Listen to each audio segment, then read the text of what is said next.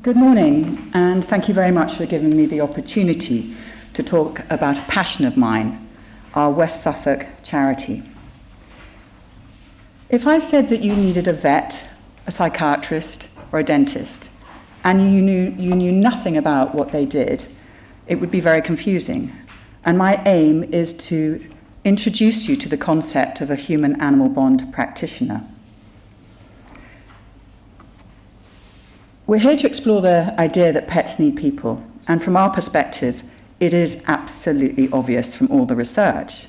But the difficulty is that there's a huge amount of issues that need to be sorted with multidisciplinary support.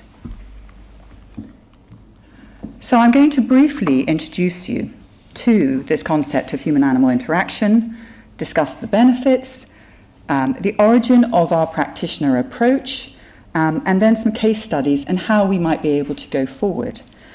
I have got quite a lot of things that I want to say, and the challenge in this whole arena is to try and focus it so that it comes across as a clear message.